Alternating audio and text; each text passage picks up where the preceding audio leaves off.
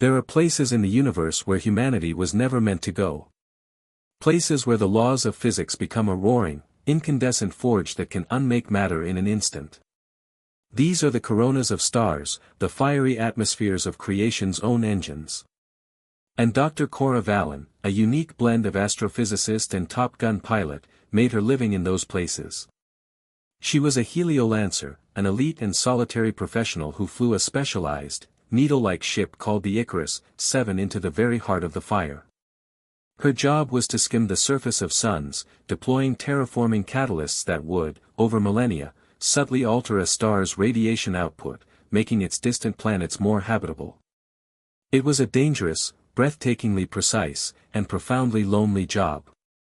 She wasn't just a pilot, she was a stellar surgeon, and her patients were gods. Her current subject was the volatile blue giant star, Kailash B, a beautiful, violent monster in the prime of its life, seething with unpredictable energy. The final pre-dive checks were complete. Cora, her voice is a focused, professional calm, a stark contrast to her surroundings. Final check, case. Mission clock is synced. Relay station confirmed receipt of our pre-dive telemetry. All systems green. All systems are nominal, Cora. The ablative heat shield is at 100% integrity. The magnetic field generators are stable. Kailash B's activity is within predicted parameters for this orbital window. We are cleared for coronal insertion. Cora took a final, meditative breath, her eyes closed. She pictured the ship, her ship, a sleek spear of exotic alloys and layered force fields. She pictured the star, not as a threat, but as a complex system to be understood and navigated. This was her ritual. Respect for the fire. Then, her eyes snapped open, all business. Cora, all right, case. Let's go poke the dragon. Take us in. The Icarus 7 began its descent, leaving the safe, cold dark of deep space behind. Through the main viewport, which was filtered through a dozen layers of protective materials, the star grew from a brilliant point of light into a churning, terrifying ocean of fire that filled her entire vision. It was a sea of brilliant blue and white plasma, with magnetic loops the size of planets erupting from its surface in silent, graceful, million-mile-high arcs. The Icarus 7 was a mote of dust about to dance in the furnace of a god. Case, we have passed the photosphere. Coronal insertion confirmed. Ambient temperature is now 1.8 million Kelvin. Shield ablation has begun. All systems are holding steady. Cora, copy that. Let's get to work. Prepare Catalyst Pod 1 for launch on my mark. We have a 12-minute window to deploy all 3 pods before we have to pull out. For the next several minutes, it was a deadly ballet. Cora expertly navigated the stellar winds and magnetic crosscurrents, her hands steady on the controls, her mind and the AI's processors working in perfect sync. 2 pods were deployed flawlessly, seeding the star's atmosphere with the catalysts that would, 500 years from now, allow life to bloom on a world Cora would never see. It was going perfectly. And that's when the universe decided to remind her just how small she truly was. Case, Cora, I am detecting an anomaly. A subtle, unexpected fluctuation in the star's tachyon emissions, deep below the surface. And a corresponding dip in the neutrino output. Cora, a dip? That's not right. It should be spiking with this level of surface activity. Run the models again. What does the long-range forecast from the relay station say? Case, the forecast remains clear for the next 48 hours. The models show a 99.98% probability of continued stability. And yet, the tachyon data is inconsistent with the model. It suggests a deep-level energy transfer. Before Cora could even process the information, a new warning. Massive, unforecasted energy surge detected in the chromosphere directly ahead. A coronal mass ejection is forming. Class 12. Evade. Evade now. Alert screamed through the cockpit that a Class 12 event was a once-in-a-century eruption, a thing of theory and simulation. Through the viewport, she saw it. A section of the star's surface the size of a gas giant seemed to bulge outwards, and then erupted in a colossal wave of plasma and radiation, a tsunami of fire moving at 1,000,000 miles an hour, directly towards them. She slammed the controls, trying to pull the ship's nose up, but it was like trying to outrun an explosion while standing inside it. Cora fought for control, her body pinned to her seat by the immense G-forces. The ship's deflectors flared with impossible brightness, absorbing energies they were never meant to handle, before overloading and dying with a cascade of sharp, electrical snaps. Red lights flashed across her console like blood spatters as systems overloaded and died. The world became a blur of shaking metal, blinding light, and the screaming of a dozen different alarms. Then, silence. And darkness. The wave had passed. The Icarus 7 was still in one piece, but it was critically wounded, tumbling slowly and silently through space. The emergency lights flickered on, casting long, terrifying shadows across the cockpit. The main drive is offline. The containment field collapsed and the primary fuel injectors are fused solid. The long-range communications array was vaporized in the initial blast. Life support is stable on reserve power. The AI paused, a programmed hesitation before delivering the worst news. The primary heat shields have sustained a 42% integrity loss. The outer ablative layers were stripped away. Cora, and our orbit? Get me a trajectory. A holographic projection appeared in the air. It showed their ship, a tiny icon, on a new, terrifying path. It was a long, elliptical orbit. But with each pass, the ellipse tightened, like a noose, pulling them closer and closer to the star. The ejection has pushed us into a decaying orbit. Our velocity is no longer sufficient to escape the star's gravity well. Closest approach to the star, our new perihelion, will be in 94 minutes. Cora felt a cold dread that had nothing to do with the temperature outside. The main engines were irreparable. They were trapped. With every orbit, the star would pull them closer, and with every close pass, their damaged heat shield would burn away, until there was nothing left between her and 2 million degrees of stellar fire. She was no longer a lancer, dancing with a star. She was a moth, caught in a gravitational spiral, being pulled inexorably towards a beautiful, blue-white flame. For a long time after the chaos, there was only the silence and the slow, inexorable tumble of the Icarus 7.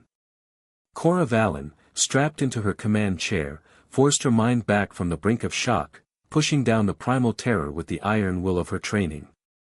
Panic was a luxury she could not afford. Panic was a quick death, logic was the only path to a slow one, and a slow death was something you could fight. She began the litany of a pilot who has survived the unsurvivable, her voice a quiet, professional monotone that betrayed none of the fear clutching at her throat. Cora, case, begin full systems diagnostic. Start with the drive cone. Acknowledged. Diagnosing main drive. The primary containment field collapsed for 1.7 seconds during the CME impact. The resulting backflush of plasma has fused the primary and secondary fuel injectors. The drive is irreparable, Cora. The words were calm, clinical, and as final as a tombstone. No engines. The most fundamental rule of space travel had been broken. They were no longer a ship, they were just a projectile, a can falling into a fire. Cora, maneuvering thrusters. Starboard thruster cluster is non-responsive. Port and dorsal clusters are functional, but we have only 18% of our maneuvering fuel remaining. Cora, communications, the long-range array was vaporized. Subspace transceiver is offline. The short-range emergency beacon is, also offline. We are, effectively, silent. She continued down the list, and the list continued to deliver its grim pronouncements. Navigation, damaged. External sensors, melted. And the heat shield, the only thing between her and the star, was a dying defense. The holographic display showed a 3D model of the Icarus 7, with angry red icons flagging a dozen critical failures. And in the center of the display, the cold, clean, terrifying line of their new orbit, a tightening spiral around the brilliant, blue-white monster of Kailash B. So, a dead engine, no radio, and a failing shield. And we're falling into a star. Anything else? Case, yes.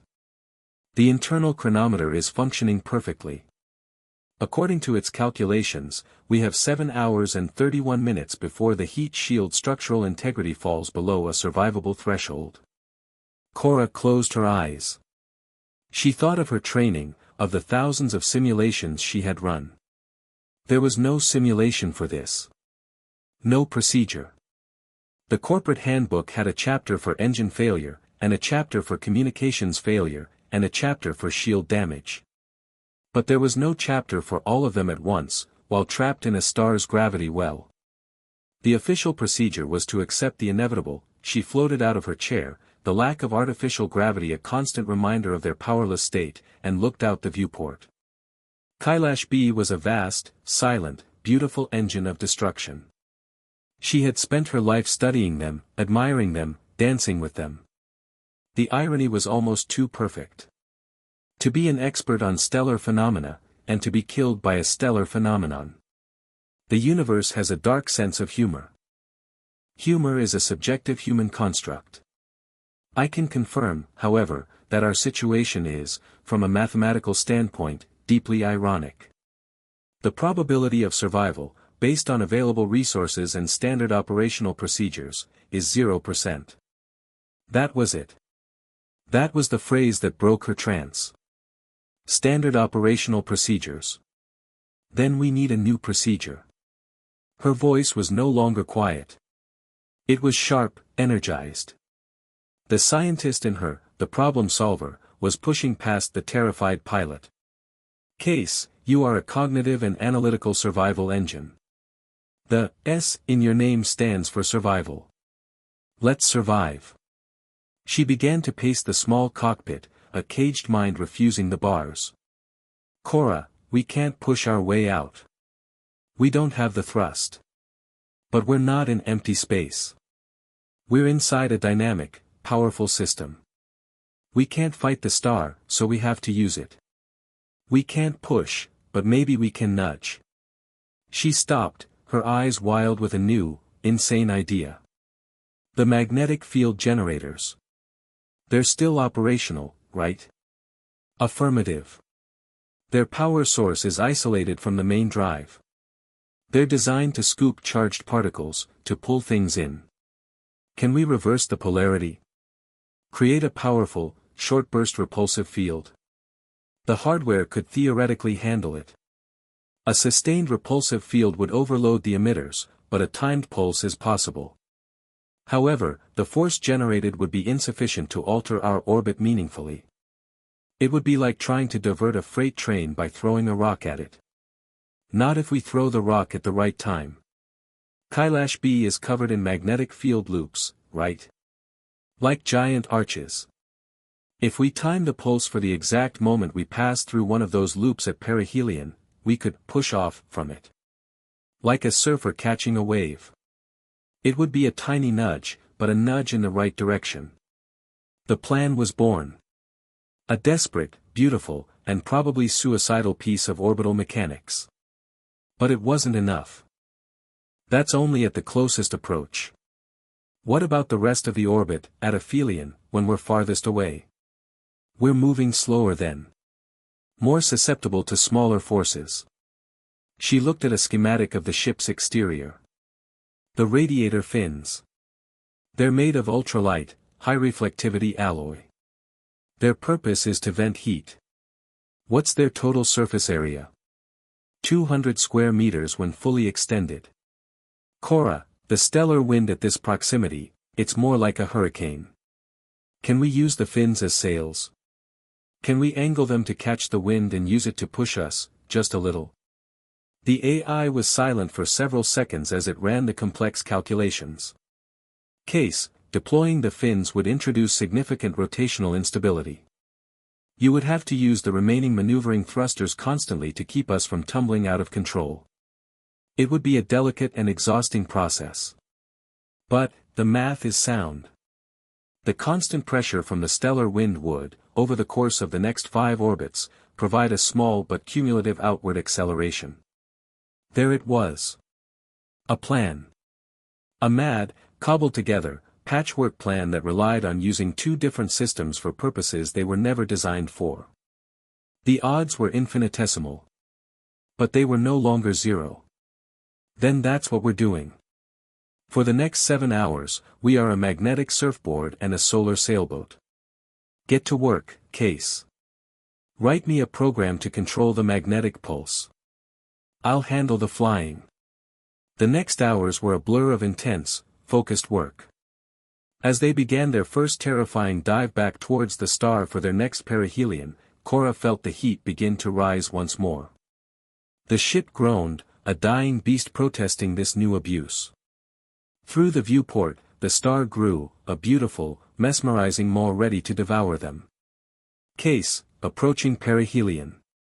We will enter the targeted magnetic loop in 30 seconds.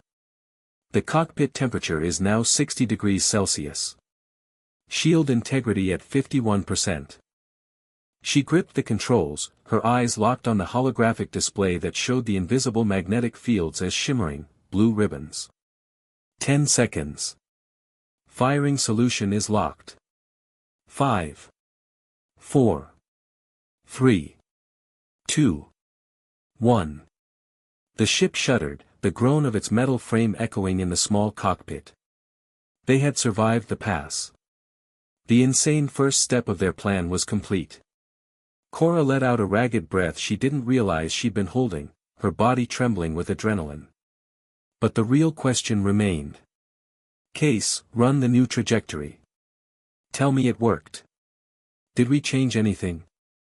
Cora's heart hammered against her ribs, each beat a lifetime.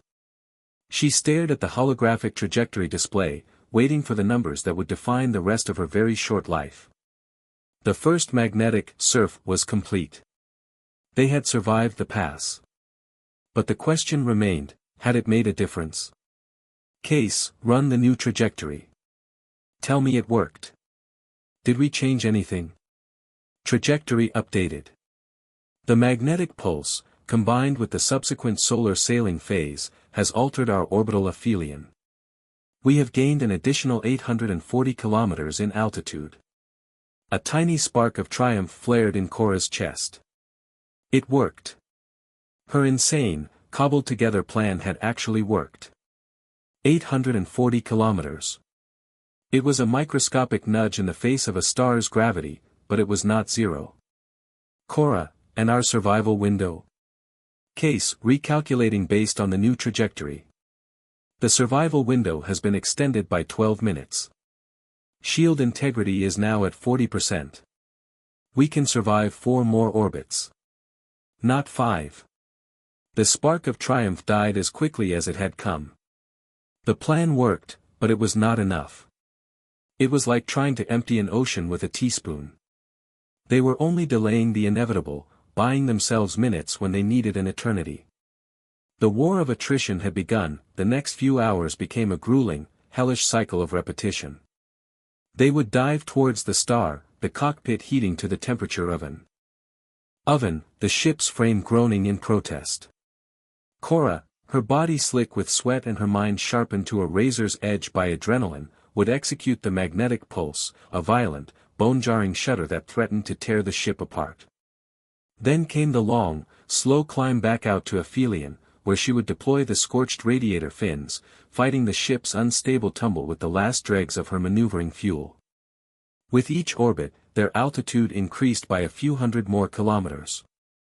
But with each orbit, the ship died a little more. Warning.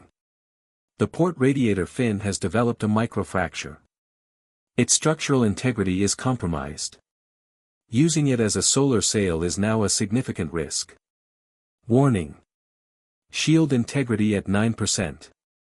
The primary carbon composite layer has been fully ablated.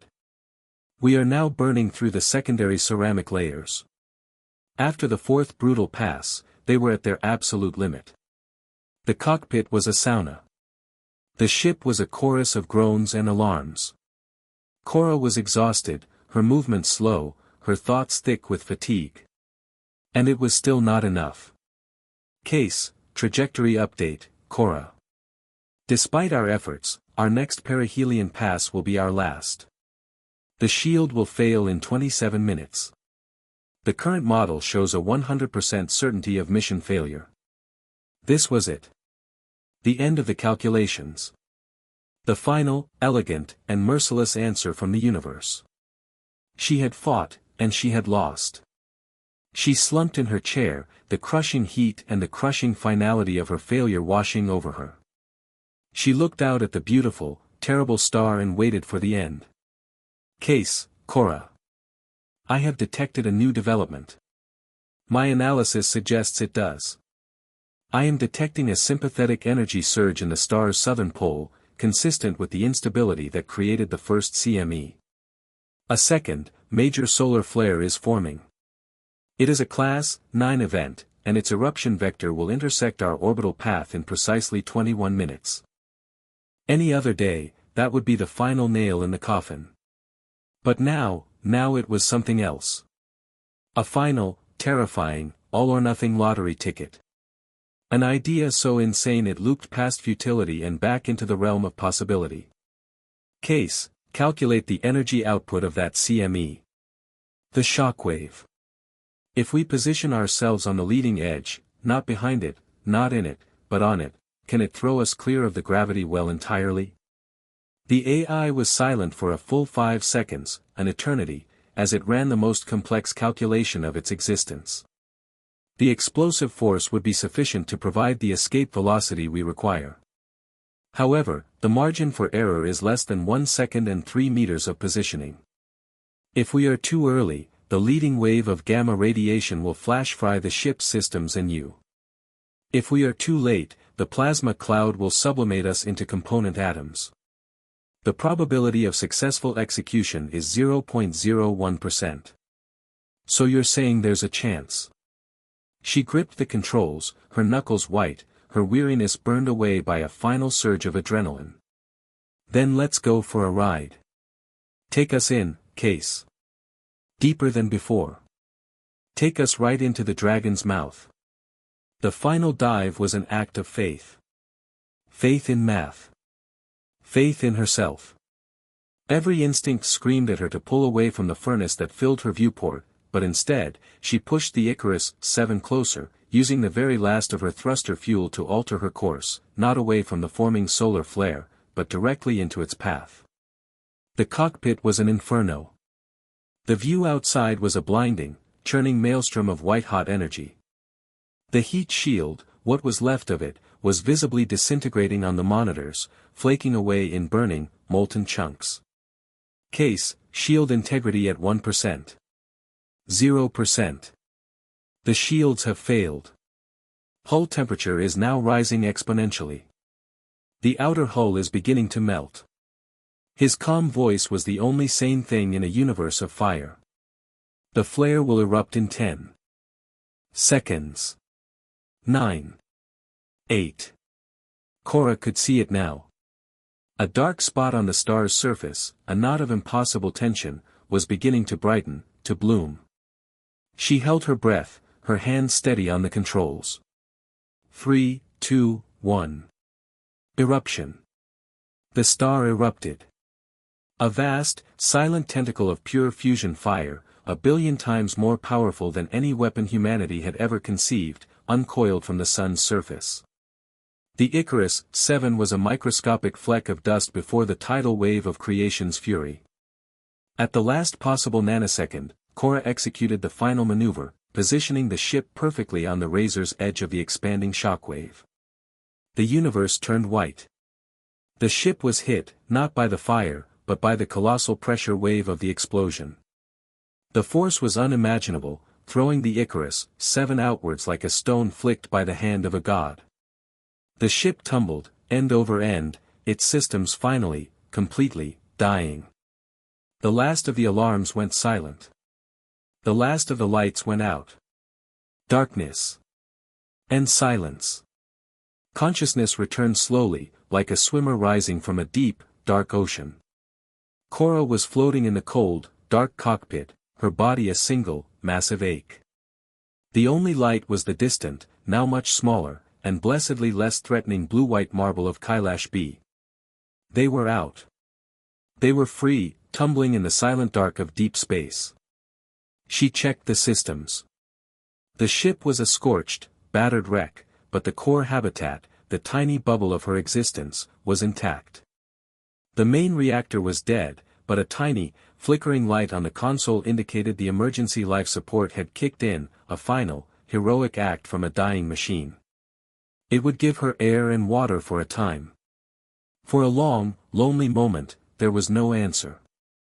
She feared the AI's core had been wiped. Then, a single, small pixel flickered to life on a dark screen. "I am here, Cora." The gambit was successful. Orbital velocity is positive. We have escaped. My core is failing. Goodbye. Goodbye. The pixel went dark. He was gone. Cora floated in the absolute silence, alone for the first time. She was stranded, in a dead ship, millions of miles from the nearest shipping lane. Rescue might take years, if it ever came at all. But she looked back at the beautiful, terrible star that had been her prison and her salvation. She had faced the fire at the heart of the universe and had not been consumed. She was alive. And for now, in the endless, silent dark, that was more than enough.